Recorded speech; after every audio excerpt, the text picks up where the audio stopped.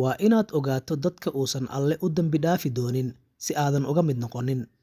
Sheekh Mufti Menk oo ka mid ah aqoon-yahanada muslimiinta marka uu sharaxayay arrintan wuxuu ku qeexay dhibaato aad u weyn oo aan wajahayno maadaama loo baahan yahay inaan iska ilaalino gelitaanka liiska dadka uusan Alle u dambi dhaafin abaalkoodana uu yahay naarta.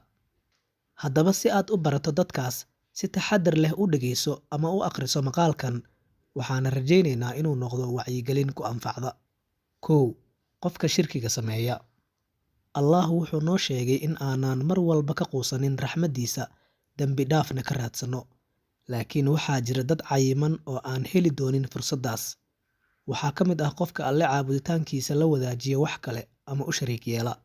Alle wuxuu ballan qaaday in qofka sidaas sameeya uusan u dambi dhaafi doonin, balse wax walba oo ka soo hara uu cafin karo haddii uu doono. Dabcan marxaladda aan ka hadlayno waa in qofka uu dhinto isagoo aan ka toobad keenin dembiga uu ku dhex jiray. 2. Qofka cuqdada u qaba qofka kale. 5 ruux ee Allah uusan dembigooda dhaafin waxaa ka mid ah qofka dhinta isagoo cuqdad, xumaato iyo nacayb caloosha ugu haya qof kale oo muslim ah. Sidaas darteed, waxaa loo baahan yahay inaad qalbigaaga nadiifiso haddii aad doonayso inaad janno hesho, sababtoo ah qofka sifadan ku dhinta wax fursad ah uma laha abaalmarintaas sida uu Alle ballan qaaday. Xitaa dadka aad fikirka ku kala duwanaataan ha u qaadin xumaan, qalbigaagana u nadiifi. Rasuulka calayhi salaatu wasalaam ayaa farta ku fiiqay mid ka mid ah asxaabtiisa oo sii socda. Markaas ayuu saxaabadii kale ku yidhi, haddii aad doonaysaan inaad aragtaan nin ehlu janno ah, waa kaas. Kadib waxay asxaabtii dabagal ku sameeyeen ninkii, iyagoo ku dadaalaya inay ogaadaan waxa uu sameeyay ee uu ku mutaystay jannada. Waxay ogaadeen in uusan cibaado badnayn ama waxyaabo dheeraad ah uusan sameynin, laakiin wuxuu u sheegay in hal wax oo uu sameeyo uu yahay in weligiis hal habeen uusan seexanin isagoo qof muslim ah qalbiga xumaato ugu haya. Habeen walba marka uu sii seexanayo wuxuu nadiifin jiray qalbigiisa. Wuxuu hurdada geli jiray isagoo aan cidna cuqdad u qabin. 3. Qofka kibirka badan. Alle wuxuu noo sheegay in uusan u dambi dhaafi doonin qofka kibirka iyo isla weyninka qaba. Mid ka mid ah sifooyinka Alle waa kibirka, kaligiis ayayna u sugnaatay sifadaas. Sidaas darteed, Ilaahay ma jecla kuwa kibirka iyo isla weyninka ku dhiba dadka kale.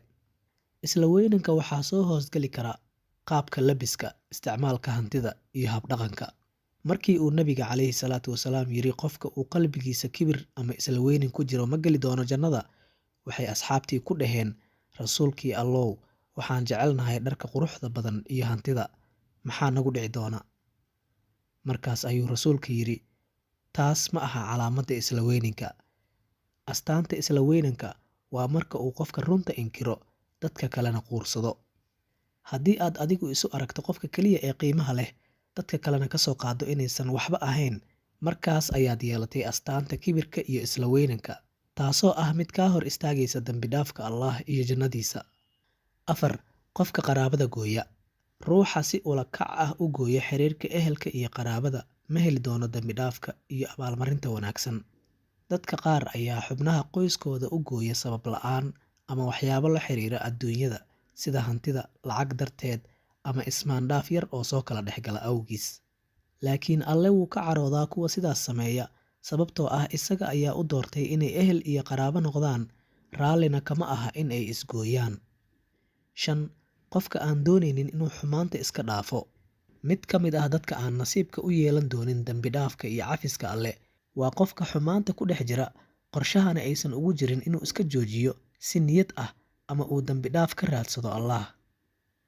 Xumaanta waxay noqon kartaa nooc walba, sida balwadda iyo dhaqamada xunxun. Alle ha naga dhigo kuwii loo dambi dhaafo.